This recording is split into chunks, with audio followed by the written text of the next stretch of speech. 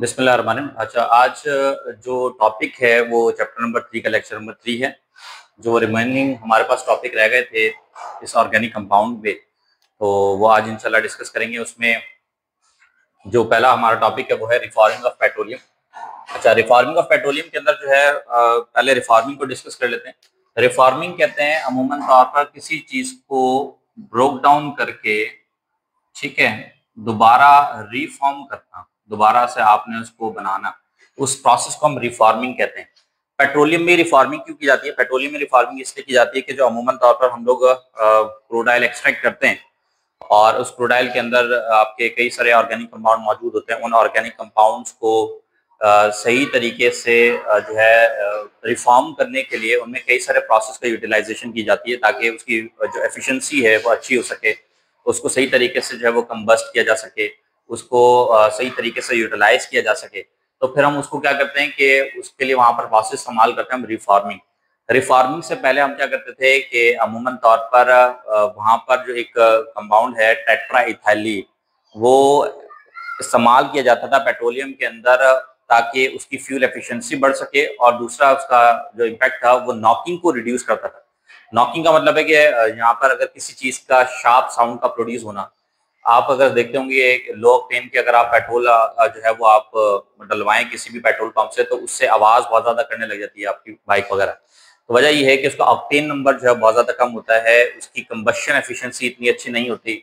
ठीक है, तो इसलिए हम उसको इम्प्रूव करने के लिए पुराने जमाने के अंदर टेट्रा इथाइलीन इस्तेमाल करते थे। लेकिन चूंकि वो एक पॉल्यूटेंट है, क्योंकि जब टेट्रा इथाइलीन को हम कंबशन एफिशिएंसी में इस्तेमाल करते हैं तो उससे कई सारे पॉल्यूटेंट लीड के प्रोड्यूस होते हैं जो आपके एनवायरनमेंट को इफेक्ट करते हैं, पॉल्यूट करते हैं। इसलिए फिर उसको रिप्लेस करके हमने यहाँ पर दूसरा जो प्रोसेस है वो इस्तेमाल किया जिसको रिफॉर्मिंग कहते हैं। तो रिफॉर्मिंग की डेफिनेशन देख लेते हैं। The process converging of the low octane hydrocarbon into high octane hydrocarbon, यानी ये वो प्रोसेस है जो जिसमें हम किसी भी लो ऑक्टेन हाइड्रोकार्बन को हाई ऑक्टेन हाइड्रोकार्बन के अंदर कन्वर्ट करते हैं। तो अमूमन तौर पर आपने देखा होगा कराची हैदराबाद के अंदर कुछ ऐसे पेट्रोल स्टेशन हैं जहां पर आपके पास हाई ऑक्टेन्स के फ्यूल्स मिलते हैं, और वो थोड़े से महंगे भी होते हैं, कॉस्टली भी होते हैं। तो वजह यह है कि जो हाई ऑक्टेन्स के फ्यूल्स हैं उसकी फ्यूल एफिशिएंसी बहुत अच्छी होती है बनिस्बत लो ऑक्टेन गैसोलीन्स के। तो जो बड़ी आपकी गाड़ियां हैं, 4X व्हीलर्स हैं जो आपके, वो अमूमन तौर पर आपके हाई ऑक्टेन्स गैसोलीन से यूज करते हैं ताकि उनके इंजन जो है उसकी परफॉर्मेंस अच्छी रहे, उसकी एफिशिएंसी अच्छी रहे, उसकी लाइफ अच्छी रहे। ठीक है, तो रिफॉर्मिंग ऑफ पेट्रोलियम में हम सिंपल क्या करते हैं, लो ऑक्टेन गैसोलीन्स को हाई ऑक्टेन गैसोलीन्स के अंदर कन्वर्ट करते हैं। या ये जो प्रोसेस होता है, ये प्रोसेस होता है अंडर हाई प्रेशर और हाई टेम्परेचर की मौजूदगी में, और इसमें हम लोग एक कैटलिस्ट यूज करते हैं प्लाटिनम, रिएक्शन की रिएक्टिविटी को बढ़ाने के लिए। तो इस प्रोसेस में अगर हम देखें तो सिंपल वो क्या करते हैं कि आपके जो स्ट्रेट चेन अल्केन है, ठीक है, स्ट्रेट चेन आपके अल्केन, उनको हम लोग कन्वर्ट करते हैं ब्रांच चेन अल्केन के अंदर, ठीक है, ताकि उसकी कंबशन जो है वो अच्छी तरीके से हो सके, उसकी एफिशिएंसी बढ़ सके। ठीक है, तो स्ट्रेट चेन अल्केन में जैसे फॉर एग्जांपल आपके पास यहाँ पर एन ऑक्टेन यूज किया जा रहा है जिसमें आपके पास 8 कार्बन है। ठीक है, इसको आप नॉर्मल ऑक्टेन भी कह सकते हैं, इसको आप एन एन ऑक्टेन भी कह सकते हैं। इस एन ऑक्टेन को रिफॉर्मिंग करके हम लोग ब्रांच चेन अल्केन में कन्वर्ट करते हैं। ठीक है, इस तरीके से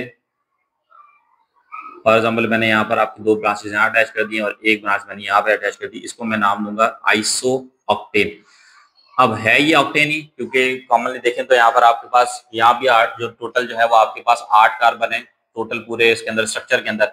यहाँ भी देखें तो ये 8 कार्बन है, लेकिन यहाँ पर जो आपके पास कार्बन लेंथ है वो तकरीबन आपके पास 8 कार्बन एटम पर मुश्तमिल, लेकिन यहाँ पर जो चेन की लेंथ है वो यहाँ पर आपके पास 5 कार्बन एटम पर मुश्तमिल है। बाकी जो 3 कार्बन एटम को हमने ब्रांच के अंदर कन्वर्ट कर दिया। इससे ये होगा कि इसकी कंबशन जो है वो प्रॉपर तरीके से होगी, इग्निशन अच्छे से होगी, और हाई अमाउंट में हीट एनर्जी वो आपको कंटेंट करके देगा। ठीक है, जिसको हम इस्तेमाल करते हैं आईसी इंजन के अंदर। तो लो ऑक्टेन अगर गैसोलीन हम लोग इस्तेमाल करते हैं तो उससे कौन से असबाब जो है वो पैदा होते हैं। एक तो सबसे पहले आपका नॉकिंग। नॉकिंग जैसे मैंने आपको बताया कि नॉकिंग कहते हैं हम लोग शार्प साउंड को। ठीक है, तो अगर बाइक में से आपकी कोई पेट्रोल डलवाने से आपकी बाइक की आवाज में कोई चेंजिंग नजर आ रही है तो आपको अंदाजा हो जाता है कि वहां पर जो आपने पेट्रोल भरवाया है वो थर्ड क्वालिटी का है या लो ऑक्टेन नंबर है, उसका ऑक्टेन नंबर बहुत ही कम है, सही तरीके से प्योरीफाई नहीं हुआ हुआ। ठीक है, सही तरीके से उसको जो है हमने रिफॉर्म नहीं किया हुआ। तो उससे शार्प साउंड आपके प्रोड्यूस होते हैं। दूसरा ये है कि वहां पर अगर आपके उसकी रिफॉर्मिंग अच्छी तरीके से नहीं है, तो जब आप उसको आईसी इंजन के अंदर कंबस्ट करते हैं तो वो प्रॉपर तरीके से कंबशन नहीं होती, वहां पर कहीं ना कहीं आपकी इनकम्प्लीट कंबशन भी होती है। और जहां भी आपके पास इनकम्प्लीट कंबशन है, वहां पर एक आपका मेन पॉल्यूटेंट जो है प्रोड्यूस होता है, जिसको हम कहते हैं कार्बन मोनोऑक्साइड, जो एज अ पॉल्यूटेंट आपका प्रोड्यूस होता है आईसी इंजन में। ठीक है, इसी तरीके से तो लो ऑक्टेन गैसोलीन है तो उसकी परफॉर्मेंस भी कम होती है, लेस एफिशिएंट होता है, और कॉस्ट भी इसकी जो है वो नॉर्मल होती है, इतनी ज्यादा नहीं होती। ठीक है, जैसे हम लोग अपने बाइक के अंदर आम पेट्रोल वगैरह यूज करते हैं, वो लो ऑक्टेन गैसोलीन होते हैं। फिर अगर मैं हाई ऑक्टेन गैसोलीन को यूज करता हूं तो उससे क्या असबाब होते हैं, अमूमन तौर पर आपकी जो नॉकिंग है वो बहुत कम हो जाती है, रिड्यूस हो जाती है।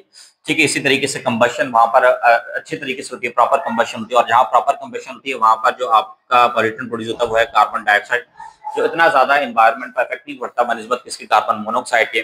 फिर अगर हाई ऑक्टेन का गैसोलीन है तो उसकी फ्यूल एफिशिएंसी बहुत ज्यादा अच्छी होती है, और इसकी कॉस्ट जो है वो बनिस्बत लो ऑक्टेन गैसोलीन से थोड़ी सी ज्यादा होती है, क्योंकि रिफार्मिंग का अमल होता है और इसमें थोड़े से अमूमन तौर पर आपके अखराजात ज्यादा खर्च होते हैं, कॉस्ट ज्यादा लगती है, तो इसलिए फिर उसको थोड़ा महंगे दामों करके बेचा जाता है। ऑक्टेन नंबर है क्या? ऑक्टेन नंबर बेसिकली एक पैरामीटर्स है जो फ्यूल्स की एबिलिटी को चेक करता है कि वो कितने हद तक रेजिस्टेंस कर सकता है नॉकिंग को, एंड नॉकिंग को कितने ज्यादा हद तक जो है वो रिड्यूस कर सकता है, उसको हम कहते हैं ऑक्टेन नंबर।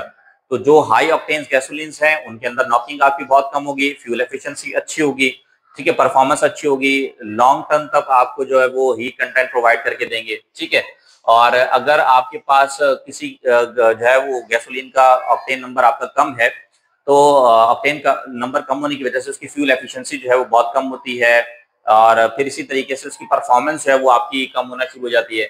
तो पुराने जमाने के अंदर हम लोग रिफॉर्मिंग प्रोसेस की जगह हम टीईएल यूज करते थे, और टीईएल कहते हैं टेट्रा इथाइल लीड को, ये एज नॉकिंग रेजिस्टेंस के तौर पर हम लोग यूज करते थे। लेकिन इसको रिप्लेस मैंने पहले शुरू में बताया कि इसलिए किया गया क्योंकि इसमें से लीड के जो आपके कंटेंट है वो एनवायरनमेंट में चले जाते हैं और वो आपके बहुत ज्यादा हार्मफुल है, इसलिए इस एलिमेंट को रिप्लेस किया गया, इस कंपाउंड को रिप्लेस किया गया रिफॉर्मिंग के जरिए, ताकि एक तो एनवायरनमेंट पर जो नेगेटिव इम्पैक्ट पड़ रहे हैं वो कम से कम हो, और हमारी फ्यूल एफिशिएंसी को भी बेहतर बनाया जा सके। ठीक है, तो उसके बाद फिर हम टॉपिक बात करते हैं और कैरेक्टरिस्टिक्स पर। ऑर्गेनिक कंपाउंड्स में बहुत सारी खसूसियात मौजूद हैं, बहुत सारी प्रॉपर्टीज मौजूद हैं, उन प्रॉपर्टीज को एक एक करके डिस्कस करते हैं आपसे। सबसे पहले प्रॉपर्टी है कैटिनेशन का। कैटिनेशन उस प्रॉपर्टी को कहते हैं कि एलिमेंट्स के पास वो एबिलिटी हो कि वो अपने ही इटसेल्फ एलिमेंट के साथ बॉन्ड क्रिएट करे, और बॉन्ड बनाकर या तो वो आपके स्ट्रेट लॉन्ग चेन्स बनाएगा या ब्रांच चेन्स में कन्वर्ट होगा, या फिर आपके रिंग स्ट्रक्चर्स क्रिएट करे।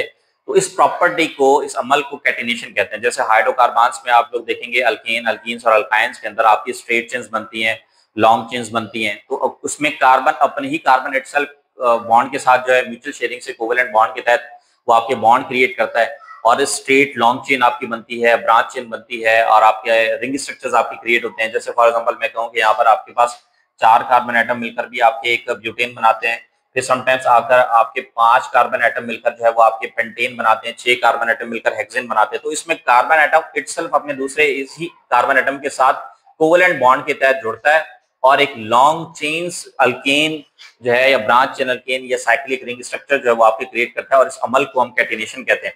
तो ब्रांच चेन में अगर देखें तो जैसे फॉर एग्जांपल इस नॉर्मल ब्यूटेन को हम आइसो ब्यूटेन के अंदर कन्वर्ट कर देते हैं, तो सेकंड कार्बन पर अगर मैं एक ब्रांच अटैच कर दूं तो वो आइसो ब्यूटेन कराएगा। इसी तरीके से आपके पास जो है वो जो है वो नियो पेंटेन बन सकता है। फॉर एग्जांपल आपके पास है ये 3 कार्बन, एक ब्रांच यहाँ अटैच कर दी, एक ब्रांच यहाँ अटैच कर दी, तो ये आपका कहलाएगा आइसो। आइसो इसलिए कहते हैं क्योंकि अगर सेकंड कार्बन एटम पर एक ब्रांच आपकी अटैच हो तो वो कहलाता है आइसो। ठीक है, इसी तरीके से अगर सेकंड कार्बन एटम पर अगर आपके 2 ब्रांचेस अटैच हो तो उसको हम नाम देते हैं neo. Total number of carbon atoms इसमें 5 है तो उसको हम कहेंगे नियो पेंटेन। ठीक है, यहाँ टोटल कार्बन आपके 4 है तो उसको कहेंगे आइसो ब्यूटेन। ब्यूटेन में आपके नियो का स्ट्रक्चर नहीं बन सकता, वजह यह है कि सेकंड कार्बन एटम पर अगर हम 2 ब्रांचेस अटैच कर देंगे तो फिर वो सेकंड कार्बन कहलाएगा कैसे। ठीक है, इसी तरीके से रिंग स्ट्रक्चर देखते हैं, तो रिंग स्ट्रक्चर में आपके पास जो है एक कार्बन एटम दूसरे कार्बन एटम के साथ मिलकर जो है वो रिंग स्ट्रक्चर क्रिएट करता है, तो इसको हम नाम देते हैं साइक्लोप्रोपेन का। ठीक है, इसी तरीके से अगर यहाँ पर आपके 4 कार्बन एटम मिलकर एक आपका रिंग स्ट्रक्चर क्रिएट करते हैं तो इसको हम नाम देते हैं साइक्लोब्यूटेन का। इसी तरीके से अगर आपके कार्बन एटम जो है 5 कार्बन एटम मिलकर एक आपका रिंग स्ट्रक्चर क्रिएट करते हैं, तो इसको हम नाम देते हैं किसका, साइक्लोपेंटेन का। तो ये जितने भी कार्बन एटम अगर रिंग स्ट्रक्चर के अंदर अपने ही कार्बन एटम के साथ इटसेल्फ बॉन्डिंग क्रिएट करते हैं तो वो आपके रिंग स्ट्रक्चर बनाते हैं। तो इसमें साइक्लोपेंटेन भी बन सकता है, साइक्लोहेक्सेन भी बन सकता है। तो ये सारे साइक्लिक स्ट्रक्चर आपकी कैटेनेशन प्रॉपर्टी में आते हैं। अच्छा, इसमें जो सबसे ज्यादा एलिमेंट जिसके पास कैटेनेशन एबिलिटी सबसे ज्यादा है, तो यह सबसे ज्यादा लॉन्ग चेन, ये सबसे ज्यादा आपके डेरिवेटिव्स क्रिएट करता है, वो आपके पास है कार्बन। ठीक है, और दूसरे नंबर पर जो आपके पास आता है वो आता है सिलिकॉन। सिलिकॉन के पास भी जो है वो ये कैटेनेशन एबिलिटी है, लेकिन कार्बन से कम है। ठीक है, कार्बन के पास कैटेनेशन एबिलिटी बहुत ज्यादा है। उसके बाद फिर सेकंड जो कैरेक्टरिस्टिक्स है उसके नॉन आयनिक नेचर पे चलते हैं। नॉन आयनिक नेचर कहते हैं जिसके अंदर आयनिक कैरेक्टर मौजूद ना हो, ठीक है, या आयनिक कैपेबिलिटी मौजूद ना हो, आयनिक एबिलिटी मौजूद ना हो, तो वो कहलाते हैं नॉन आयनिक नेचर। अब जितने भी हाइड्रोकार्बन है वो सारे के सारे कार्बन एटम पर मुझसे मिले, और हर कार्बन एटम जो है वो आपका नॉन पोलर कैरेक्टर रखता है। ठीक है, तो जो कार्बन एटम है वो अमूमन तौर पर ना तो इलेक्ट्रॉन गेन करता है ना इलेक्ट्रॉन लॉस करता है, तो इस वजह से उसके अंदर जो आयनिक कैरेक्टर है वो मौजूद नहीं होता। तो कार्बन क्या करता है, अपन जो है वो अपने इलेक्ट्रॉन्स को म्यूचुअल शेयरिंग के साथ कोवेलेंट बॉन्ड के तहत आपके बॉन्ड क्रिएट करता है, और इस वजह से इस जो ऑर्गेनिक कंपाउंड्स हैं वो अमूमन तौर पर आपके नॉन आयनिक इन नेचर होते हैं। ठीक है, कुछ ऑर्गेनिक कंपाउंड्स ऐसे भी हैं जिनके अंदर समटाइम्स कुछ आयनिक परसेंट आपका आयनिक कैरेक्टर मौजूद होता है, लेकिन बहुत लिटिल एक्सटेंट तक होता है, लेकिन मोस्ट प्रोबेबली अमूमन तौर पर ये आपके नॉन आयनिक नेचर होते हैं। फिर बात करते हैं हम सॉल्युबिलिटी की। सॉल्युबिलिटी आपका बेसिक प्रिंसिपल पर लाई करता है, जिसको अमूमन तौर पर हम कहते हैं लाइक डिसॉल्व लाइक।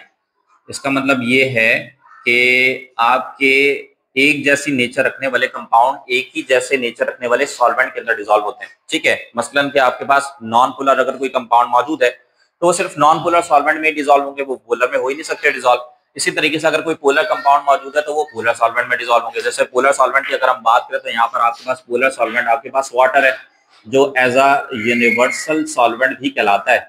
ठीक है, तो अमूमन तौर पर जितने भी आपके पोलर कंपाउंड है, शुगर है, ग्लूकोज है, सॉल्ट है, NaCl, जितने भी आयनिक कंपाउंड है वो सब के सब आपके पोलर इन नेचर होते हैं, और वो आपके पोलर सॉल्वेंट में ही डिसॉल्व होते हैं।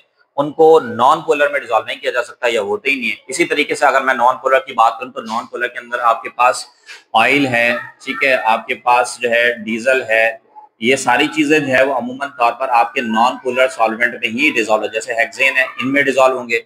इसी तरीके से आपके पास जो बेंजीन है वो टोलीन में डिसॉल्व होता है, क्योंकि दोनों ही नॉन पोलर इन नेचर है। ठीक है, तो नॉन पोलर के अंदर ही डिसॉल्व होते हैं और पोलर पोलर के अंदर डिसॉल्व होते हैं। तो अगर मैं सॉल्युबिलिटी देखूं ऑर्गेनिक कंपाउंड्स की, वो अमूमन तौर पर ऑर्गेनिक कंपाउंड सिर्फ ज्यादा से ज्यादा सॉल्युबल होते हैं वो आपके पोलर सॉल्वेंट्स में। ठीक है, नॉन पोलर में इनकी सॉल्युबिलिटी नॉन पोलर में डिसॉल्व होते हैं, पोलर में कम होते हैं। ठीक है, लेकिन फिर भी इसके अलावा कुछ ऐसे ऑर्गेनिक कंपाउंड्स हैं जो कि आपके डिसॉल्व होते हैं पोलर सॉल्वेंट के अंदर। ठीक है, हालांकि उसकी सॉल्युबिलिटी जो है अमूमन तौर पर कम होती है, लेकिन फिर भी कुछ हद तक वो आपके सॉल्युबल होते हैं। जैसे आपके कार्बोक्सिलिक ग्रुप है, ठीक है, कार्बोक्सिलिक ग्रुप है। इसी तरीके से आपका अल्कोहल ग्रुप है, आपका फिनोल ग्रुप है। ठीक है, और भी कई सारे ऐसे ग्रुप हैं जिन कार्बोक्सिलिक का स्ट्रक्चर देखें तो COOH ग्रुप होता है, RCOOH ग्रुप। इसी तरीके से अल्कोहल का ग्रुप देखें तो आपके पास ROH होता है। इसी तरीके से फिनोल का ग्रुप देखें तो C6H5OH ग्रुप होता है। अब यहाँ पर एक चीज कॉमन है, वो ये कि अमूमन तौर पर इन सब के अंदर आपके पास एक OH ग्रुप जो है वो इन सब के अंदर मौजूद है। और OH ग्रुप को जब हम पानी के अंदर डिसॉल्व करते हैं तो पता है कि पानी में H और OH बॉन्ड एग्जिस्ट करते हैं। तो पानी में जैसे आता है तो OH बॉन्ड इस H के साथ रिएक्ट करके वाटर के अंदर आसानी से डिसॉल्व हो जाते हैं। ठीक है, तो जितने भी ऑर्गेनिक कंपाउंड्स जो आसानी से पानी में डिसॉल्व होते हैं, वजह यह है कि उनके पास हाइड्रोक्सिल ग्रुप मौजूद होते हैं, और जिस भी ऑर्गेनिक कंपाउंड के पास हाइड्रोक्सिल ग्रुप मौजूद है वो सबके सब आपके पानी के अंदर डिसॉल्व होते हैं। इनकी सॉल्युबिलिटी में फर्क है, कुछ ज्यादा सॉल्युबल होते हैं, कुछ कम सॉल्युबल होते हैं। ठीक है, जैसे एग्जांपल देखें तो यहाँ पर आपके पास जो अल्कोहल्स हैं उसकी सॉल्युबिलिटी पानी में ज्यादा है। ठीक है, वजह यह है कि इसके अंदर स्टेरिक हिंड्रेंस है वो आपकी कम मिलती है। तो इसके बाद बात करते हैं हम पांचवी प्रॉपर्टी पे, इसको हम कहते हैं फ्लेमेबिलिटी। सर ये इनको साइड में करो, पॉज कर दो उसको। तो जितने भी अमूमन तौर पर ऑर्गेनिक कंपाउंड्स है वो आपके वैसे तो नॉन सॉल्युबल, लेकिन जिनके पास हाइड्रोक्सिल ग्रुप आपके पास मौजूद है वो आपके जो है वो पानी के अंदर डिसॉल्व हो जाते हैं। फिर उसके बाद हम बात करते हैं पांचवी प्रॉपर्टी पर, जिसको हम कहते हैं फ्लेमेबिलिटी। फ्लेमेबिलिटी कहते हैं किसी प्रोसेस, ऐसे प्रोसेस को जिसमें कोई कंपाउंड आपका कंबस्ट हो, जले, ठीक है। और इसी तरीके से वो आपके, जब कोई किसी किसी चीज को हम कंबस्ट करते हैं, जलाते हैं, तो उसमें दो तीन प्रोडक्ट्स आपकी मेनली अमूमन तौर पर प्रोड्यूस होती हैं। वो है कि कार्बन डाइऑक्साइड, वाटर के कंटेंट है, इसी तरीके से कुछ अमाउंट ऑफ एनर्जी जो है वो रिलीज होती है in form of exothermic process. तो फ्लेमेबिलिटी में अमूमन तौर पर जितने भी आपके ऑर्गेनिक कंपाउंड्स को देखें तो सारे के सारे ऑर्गेनिक कंपाउंड्स आपके कार्बन पर मुश्तमिल हैं और सारे ही अमूमन तौर पर फ्यूल्स हैं। जैसे आप देखें वुड है, कोल है, नेचुरल गैस है, केरोसिन है, डीजल है, ये सब के सब जो है वो आपके कार्बन पर ही मुश्तमिल होते हैं और आसानी से कंबस्टेबल है। तो ज्यादा से ज्यादा जितने भी ऑर्गेनिक कंपाउंड है वो सब के सब आपके कंबस्टेबल इन नेचर रहते हैं। तो जब आप जितने भी कार्बन को, जितने भी ऑर्गेनिक कंपाउंड्स को अगर आप जो है ऑक्सीजन की मौजूदगी में बर्न करते हैं तो वो आपके दो तीन प्रोडक्ट बना दे, जैसे कार्बन डाइऑक्साइड है, वाटर है, और इसके साथ साथ अमाउंट ऑफ हीट एनर्जी जो है वो आपकी प्रोड्यूस करेंगे। जैसे ऑर्गेनिक कंपाउंड यहाँ पर ले लेते हैं मीथेन। मीथेन को अगर मैं ऑक्सीजन की मौजूदगी में बर्न करता हूँ तो आपका कार्बन डाइऑक्साइड बनाएगा, वाटर के कंटेंट बनाएगा और कुछ अमाउंट ऑफ हीट एनर्जी वो यहाँ से क्या करेगा, रिलीज करेगा in form of exothermic process, जिसको नेगेटिव साइन से समटाइम्स हम लोग शो करते हैं। ठीक है, तो अगर इसको हम लोग जो है वो बैलेंस करना चाहे तो यहाँ पर भी आपके पास 2 लगेगा और यहाँ भी आपके पास 2 लगेगा, तो ये आ जाएगा आपके पास रिएक्शन बैलेंस। अच्छा, उसके बाद फिर एक और प्रॉपर्टी जिसको हम कहते हैं रिएक्टिविटी की। तो रिएक्टिविटी में जो ऑर्गेनिक कंपाउंड्स है, अगर इसको कंपैरेटिवली नेचर लेके देखी जाए इनऑर्गेनिक से, तो ऑर्गेनिक कंपाउंड्स की रिएक्टिविटी स्लो होती है बनिस्बत इनऑर्गेनिक कंपाउंड से।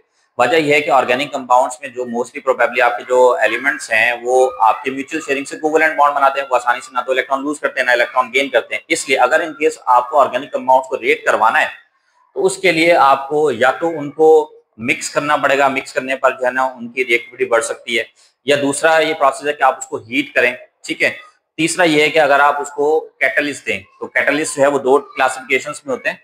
तो कैटलिस्ट अमूमन तौर पर आपके एक कहलाते हैं प्रोमोटर्स, ठीक है, और इन प्रोमोटर्स को पॉजिटिव कैटलिस्ट भी कहा जाता है, जो अमूमन तौर पर रेट ऑफ रिएक्शन को बढ़ाते हैं, इंक्रीज करते हैं। ठीक है, दूसरे जो है वो कहलाते हैं आपके पास, इनको कहते हैं इनहिबिटर्स, और इनहिबिटर्स जो है वो आपके नेगेटिव कैटलिस्ट कहलाते हैं, और ये आपके जो कैटलिस्ट हैं वो रेट ऑफ रिएक्शन को आपके डिक्रीज करते हैं, ठीक है, कम करते हैं। तो कुछ ऐसे रिएक्शंस भी होते हैं जिनको केयरफुली प्रोसीड करवाना होता है, वो वैसे ही जो है ना हाईली एक्सप्लोसिव इन नेचर्स होते हैं, तो उनको स्लो रेट से प्रोसीड करवाना जरूरी होता है। ऐसे रिएक्शंस में फिर हम नेगेटिव कैटलिस्ट का यूज करते हैं ताकि रेट ऑफ रिएक्शन जो है बढ़े ना, एक्सप्लोसिविटी की तरफ जो है वो आपका रिएक्शन ना जाए। तो यहाँ पर अमूमन तौर पर जो ऑर्गेनिक कंपाउंड्स उनकी रिएक्टिविटी देखें बनिस्बत इनऑर्गेनिक्स के, तो वो स्लो है, ठीक है, लोअर देन है आपके ऑर्गेनिक कंपाउंड से। तो अगर आपने उनको रिएक्ट करवाना है तो या तो उनको मिक्स करना पड़ेगा या हीट करना पड़ेगा, या फिर आप उसमें कैटलिस्ट का यूज करेंगे। ठीक है, तो ये कुछ आपकी कैरेक्टरिस्टिक्स थे जो हमने आपके ऑर्गेनिक कंपाउंड्स के यहाँ पर डिस्कस किए हैं। तो नेक्स्ट टॉपिक है हमारे पास आइसोमेरिज्म्स का। नेक्स्ट टॉपिक है, तो आइसोमर्स की देखिए डेफिनेशन तो करें कि 1 or 2 or more compounds having same molecular formula but different in structural formula is called as isomers। यानी उनमें से कोई हर एक कंपाउंड जो एक, 2 या 2 से ज्यादा कंपाउंड जिनका मॉलिक्यूलर फार्मूला यानी केमिकल फार्मूला अगर देखें तो वो सेम ही होता है, लेकिन स्ट्रक्चरल फार्मूला जो है वो इनके क्या होते हैं, अमूमन तौर पर डिफरेंट होते हैं, तो वो कहलाते हैं आपके आइसोमर्स। और आइसोमेरिज्म्स उस प्रोसेस को कहते हैं जिसमें आपके 2 या 2 से ज्यादा कंपाउंड जिनका मॉलिक्यूलर फार्मूला या केमिकल फार्मूला आपके सेम होता है, लेकिन वो अपने आप को मॉलिक्यूल्स जो हैं वो इस तरीके से ओरिएंट करते हैं, इस तरीके से अपने आप को अरेंज करते हैं कि मुख्तलिफ स्ट्रक्चर्स आपके क्रिएट होते हैं, जिसकी वजह से उनकी फिजिकल प्रॉपर्टीज जो है वो आपकी चेंज हो जाती है। तो उस प्रोसेस को कहते हैं आइसोमेरिज्म। तो एग्जांपल देखें तो हमारे पास यहाँ पर आपको नजर आ रहे होंगे, जैसे ब्यूटेन है, pentane, hexane, heptane, octane, नोनेन, Duquesne, और जबकि मीथेन से लेकर प्रोपेन तक जो नंबर ऑफ कार्बन एटम्स होते हैं वो 1 से लेकर 3 तक होते हैं, क्योंकि मीथेन है जिसमें नंबर ऑफ कार्बन एटम्स आपके पास 1 होते हैं, इथेन में 2 होते हैं, प्रोपेन में 3 होते हैं। लेकिन इन तीनों मेंबर्स के अंदर जो नंबर ऑफ आइसोमर्स होते हैं वो आपके पास एक ही होता है। ठीक है, जैसे अगर आप मीथेन का स्ट्रक्चर देखें तो CH4 होता है, इथेन का देखें तो C2H6 है, इसी तरीके से प्रोपेन का देखें तो C3H8 है। तो उसमें जो नंबर ऑफ आइसोमर्स बनेंगे वो सबके एक ही बनेंगे, नॉर्मल आपके अल्केन्स बनेंगे। लेकिन अगर हम ब्यूटेन की बात करते हैं तो ब्यूटेन जो है जिसमें नंबर ऑफ कार्बन एटम्स आपके 4 होते हैं, उसमें 2 आइसोमर्स बनते हैं। किस तरीके से, इसमें एक बनता है नॉर्मल ब्यूटेन, एक बनता है आपके पास आइसोब्यूटेन। तो यहाँ पर आपके पास जैसे स्ट्रक्चर है कार्बन एटम का, तो यहाँ पर देखूँ एक कार्बन, दो, ये तीन, ये यहाँ पर मैंने एक अगर मैं ब्रांच अटैच कर दूं तो ये बन जाएगा आपके पास नॉर्मल ब्यूटेन। ठीक है, इसी तरीके से अगर मैं यहाँ पर आपके पास आइसोब्यूटेन बन जाएगा।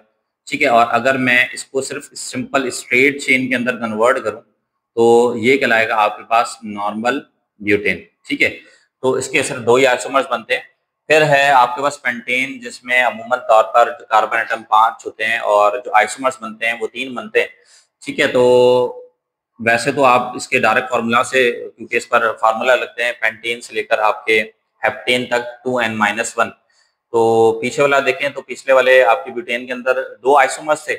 अगर मैं n की जगह पर 2 पुट करता हूं तो 2 इंटू 2-1, 2 हो जाएगा आपके पास 4-1, तो आंसर आएगा आपके पास कितने, 3। 3 आइसोमर्स बनेंगे। 3 आइसोमर्स कौन कौन से हैं वो डिस्कस कर लेते हैं। जैसे फॉर एग्जांपल इस पेंटेन के अंदर आपके पास 5 कार्बन एटम एक तो स्ट्रेट चेन में कन्वर्ट हो जाएंगे, ये आपके पास बन जाएगा n पेंटेन।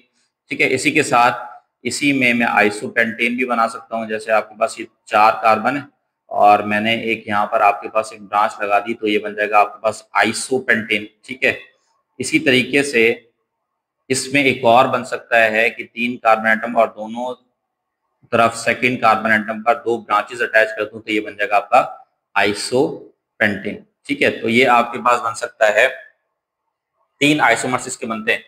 हेक्सेन में आपके पास 5 आइसोमर्स बनते हैं, एन पेंटेन, एन हेक्सेन, आइसोहेक्सेन, नियोहेक्सेन। इसी तरीके से आप जो है डिफरेंट पोजीशन पर आप जो है सब्स्टिट्यूट जब आप अटैच करते हैं तो मुख्तलिफ किस्म के आइसोमर्स बनते हैं और इसमें तकरीबन 5 जो है वो आइसोमर्स बनते हैं।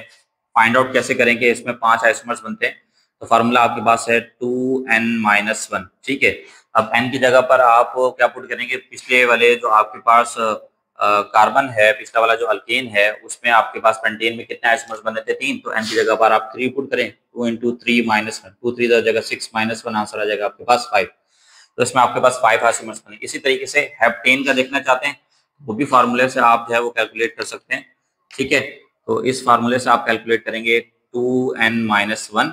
ठीक है, n की जगह आप क्या पुट करेंगे, जो पिछले वाले आपके आइसोमर्स बने, कितने बने थे, 5 बने थे, तो अब यहाँ पर n की जगह पर आप 5 पुट करें, 2 इंटू 5-1, 2 5 10-1 आंसर आ जाएगा आपके पास 9। ठीक है, तो ये हो जाएंगे आपके 9 आइसोमर्स। अच्छा, यहाँ पर 2 एक्सेप्शनल केसेस हैं, ऑक्टेन और डिकेन। इसके नंबर ऑफ आइसोमर्स आपको थोड़ा सा याद करना पड़ेगा। एक बता दूंगा कि यहाँ पर जैसे कि ऑक्टेन में देखें तो यहाँ पर C8 होते हैं और H18 होते हैं, तो यहाँ पर टोटल कितने हैं, 18 हाइड्रोजन है, तो इसके 18 ही आइसोमर्स बनते हैं। ठीक है, फिर डिकेन की बात करें, एक तो ऑक्टेन में है और एक डिकेन में। डिकेन में देखें तो यहाँ पर 75 आइसोमर्स बनते हैं। याद रखना थोड़ा सा मुश्किल हो जाता है। ट्रिक ये है कि आप देखें डिकेन के अंदर जो कार्बन है वो 10 हैं और हाइड्रोजन कितने हैं, 22 हैं। ठीक है, इसका लास्ट वाला मेंबर याद करने का तरीका बताता हूँ, ये हो जाएगा 1 + 0 + 2 + 2। ठीक है, जमा करेंगे तो आपके पास कितने हो जाएंगे, 5, और पीछे लगा दें आप 7, तो ये जाएगा 75। इस तरीके से आप इसके आइसोमर्स याद कर सकते हैं। तो शुरुआत के 10 कार्बन एटम्स के आइसोमर्स आपको लिखवा दिए, तो इस तरीके से इनके आइसोमर्स को कैलकुलेट भी किया जा सकता है और याद भी किया जा सकता है।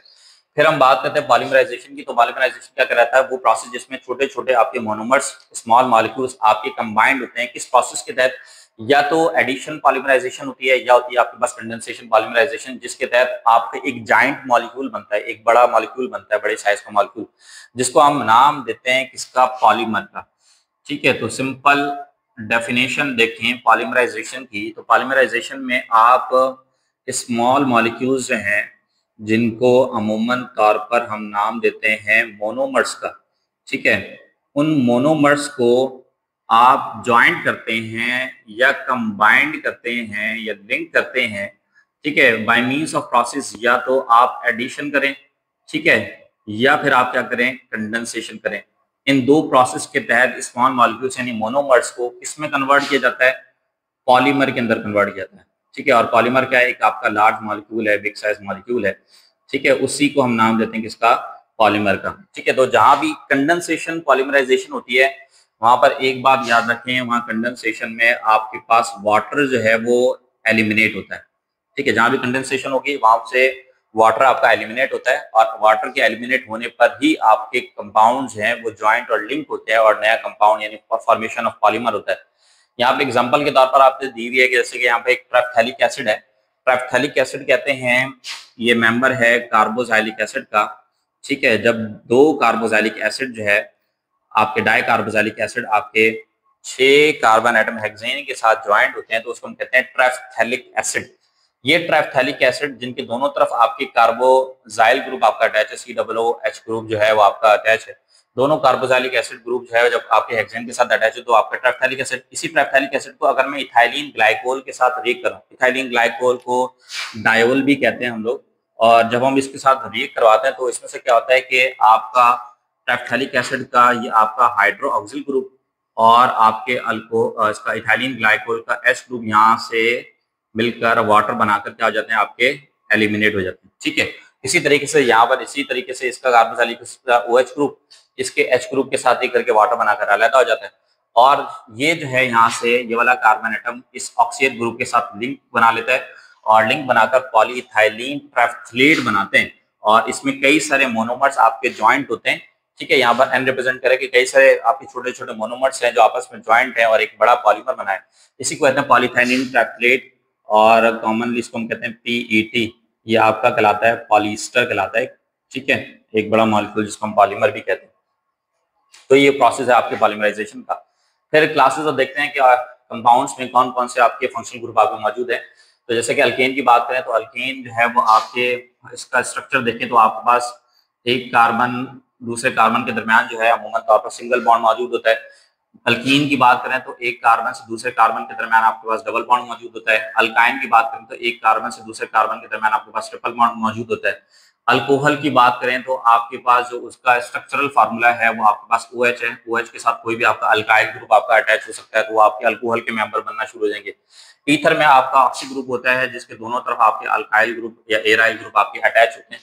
ठीक है, वो आपका ईथर ग्रुप कहलाता है। फिर अमाइन की बात करें, अमाइन में आपका NH2 ग्रुप जो है वो आपका अटैच होता है किसी भी अल्काइल एराइल ग्रुप के साथ, वो आपका अमाइन ग्रुप कहलाता है। फिर अल्डिहाइड की बात करें तो अल्डिहाइड में आपके पास जो कार्बोनाइल ग्रुप होता है, इस कार्बोनाइल ग्रुप के साथ आपका H बॉन्ड अगर अटैच हो एक साइड पर, ठीक है, तो चाहे वो यहाँ पर हो या यहाँ पर अटैच हो, एक साइड पर अगर आपका H ग्रुप आपका अटैच हो तो वो आपका कहलाता है अल्डिहाइड। और अगर सिर्फ आपका कार्बोनाइल ग्रुप और कार्बोनाइल के दोनों तरफ आपके अल्काइल या एराइल ग्रुप आपके अटैच हो, यहाँ बना देता हूँ। ठीक है, ये आपके पास फॉर एग्जाम्पल ये आपके पास कार्बोनाइल ग्रुप है और कार्बोनाइल के दोनों तरफ अल्काइल या एराइल ग्रुप आपके अटैच हो तो आपका कहलाता है कीटोन। फिर इसी तरीके से कार्बोक्सिलिक एसिड का नाम देखते हैं तो कार्बोक्सिलिक एसिड में आपके कार्बोक्सिलिक ग्रुप के साथ आपके एक तरफ आपका OH बॉन्ड जब अटैच होता है तो वो आपका कहलाता है कार्बोक्सिलिक ग्रुप। ठीक है, दूसरी तरफ कोई भी आपका alkyl group alkyl member attach हो सकता है, मीथेन, इथेन, प्रोपेन, ब्यूटेन। ठीक है, तो जैसे इसमें आपकी मिथेनोइक एसिड बनता है, प्रोपेनोइक एसिड बनता है, ब्यूटेन होगा तो ब्यूटेनोइक एसिड बनेगा। ईस्टर की बात करें तो इसमें आपके पास जो कार्बोनाइल ग्रुप है उसके एक तरफ आपका ऑक्सी ग्रुप आपका अटैच होता है तो आपका कहलाता है ईस्टर। अल्काइल हैलाइड्स की बात करें तो वहां पर हैलाइड्स जो हैं, हैलोजेंस जो हैं, उनको रिप्रेजेंट किया जाता है H से, X से। ठीक है, और अगर ये X किसी भी अल्काइल ग्रुप के साथ अटैच है तो आपका कहलाता है अल्काइल हैलाइड। जैसे कि आपके पास मिथाइल हैलाइड्स हैं, methyl chloride, propyl chloride, butyl chloride. ठीक है, तो ये सारे methyl bromide, ethyl bromide, propyl bromide. फिर इसी तरीके से एसाइल हैलाइड्स की बात करें तो आपके पास जो कार्बोनाइल ग्रुप है, अगर इस कार्बोनाइल ग्रुप के साथ अगर आपका हैलोजन ग्रुप आपका अटैच है तो आपका एसाइल हैलाइड्स में आता है। इसी तरीके से अगर मैं अमाइड की बात करूं तो अमाइड में आपके पास जो कार्बोनाइल ग्रुप है इसके साथ अगर मैं अमाइन ग्रुप अगर अटैच कर दूं तो वो बन जाता है अमाइड ग्रुप। ठीक है, तो ये आपकी क्लासेस हैं ऑर्गेनिक कंपाउंड्स की जिनके स्ट्रक्चर फार्मूलाज यहाँ पे लिख दिए। इनमें आप जैसे जैसे number of carbon atoms put करते जाएंगे अल्केन्स के member, methane, ethane, propane, butane, तो उसके जो भी होमोलोगस सीरीज है वो इसकी क्रिएट होना शुरू हो जाएगी। ठीक है, फिर लास्ट में हमारे पास टॉपिक है इसका होमोलोगस सीरीज का। होमोलोगस सीरीज किसे कहते हैं? वो series a series refers to the organic compound a series refers to the organic compound और group of organic compound with similar structural characteristics, जिसकी स्ट्रक्चरल कैरेक्टरिस्टिक्स से खुसूसियात जो हैं वो आपकी सेम हो, लेकिन वो मुख्तलिफ हों किस तरीके से कि उसमें हर एक के अंदर different number of methylene group आपका अटैच हो। ठीक है, मिथाइलिन ग्रुप का मतलब है कि यहाँ पर जो आपका CH2 ग्रुप है दोनों तरफ जो है वो आपके जो मिथाइलिन ग्रुप आपके अटैच होता है, तो हर होमोलोगस सीरीज के अंदर मिथाइलिन ग्रुप की जो तादाद है या नंबर ऑफ कार्बन एटम्स की जो तादाद होती है वो सबके अंदर जो है वो आपकी क्या होती है अलग अलग होती है, जिससे आपके अलग अलग आपके मेंबर्स बनते हैं। जैसे मीथेन का देखें, अल्केन का मेंबर देखें तो अल्केन में मीथेन भी बनता है, इथेन भी, प्रोपेन भी, ब्यूटेन भी। ठीक है, तो अगर मैं अल्केन की बात करूं तो जनरल फार्मूला आपके पास है CnH2n+2। ठीक है, तो इसी में आपके पास मीथेन बनता है। ठीक है, और मीथेन देखें तो इसमें आपके पास कार्बन एटम एक होते हैं। ठीक है, तो कार्बन एटम एक है आपके पास, और इसमें नंबर ऑफ आपके हाइड्रोजन देखते हैं तो यहाँ पर आपके पास 4 होते हैं। ठीक है, तो अल्केन का मेंबर बन जाता है। फिर इसी तरीके से अगर आप देखें होमोलोगस सीरीज में डाउन द ग्रुप आएंगे तो आपके पास इथेन मिलेगा। इथेन में आपके पास कार्बन 2 होते हैं। जैसे जैसे नंबर ऑफ कार्बन एटम्स की तादाद बढ़ेगी वैसे वैसे इसका होमोलोगस सीरीज में इसके जो मेंबर्स हैं वो चेंज होते चले जाएंगे। फिर इथेन के बाद प्रोपेन की बात करेंगे तो प्रोपेन में अमूमन तौर पर कार्बन एटम आपके पास 3 होते हैं। अगर आप निकालना चाहते हैं तो जैसे कार्बन एटम एक है तो एन की जगह 1 पुट करें। ठीक है, तो 1 पुट करने पर आपके पास इसके मेंबर मिल जाएंगे। जैसे फॉर एग्जांपल मीथेन मालूम है, मीथेन में आपके पास कार्बन 1 है तो एन की जगह 1 पुट करते हैं, C1H2 एन की जगह पर फिर 1+2, तो C1H2+2 ये हो जाएंगे आपके पास 4, तो CH4 आपका पहला मेंबर मिल जाएगा। इसी तरीके से इथेन मालूम करना चाहते हैं, उसमें कार्बन 2 होते हैं, एन की जगह 2 पुट करेंगे तो आपको C2H6 दूसरा मेंबर आपको मिल जाएगा इथेन का। फिर होमोलोगस सीरीज आप अल्कीन की देखें तो अल्कीन में जो जनरल फार्मूला है वो आपके पास है CnH2n। ठीक है, इससे अल्कीन्स जो भी होमोलोगस सीरीज के मेंबर्स हैं जो स्ट्रक्चरल में सबके एक ही जैसे होते हैं। ठीक है, लेकिन डिफरेंट किस वजह से कि नंबर ऑफ कार्बन की तादाद चेंज होगी तो होमोलोगस सीरीज भी आपकी चेंज हो जाती है। ठीक है, तो मुख्तलिफ इसके मेंबर्स है वो आपके जनरेट होना शुरू होते हैं। फिर अल्काइंस की बात करें तो अल्काइन में आपका जनरल फार्मूला CnH2n आपके पास -2 हो जाता है। ठीक है, तो इसमें आपके पास इथीन, प्रोपीन, ब्यूटीन या इथाइन, प्रोपाइन, ब्यूटाइन है वो आपके बनते हैं। फिर अल्कोहल की बात करें तो यहाँ पर आपका जनरल फार्मूला थोड़ा सा चेंज हो जाता है। CnH2n+1 के साथ यहाँ पर हम लगा देते हैं अब जो आपका ग्रुप यहाँ पर मौजूद है। जैसे OH ग्रुप अल्कोहल ग्रुप है तो उसको हम OH से रिप्रेजेंट करते हैं, तो ये OH हो जाएगा। अल्काइल हैलाइड्स को रिप्रेजेंट करें तो यहाँ पर आपके पास CnH2n+1 और यहाँ पर आ जाएगा आपके पास X ग्रुप।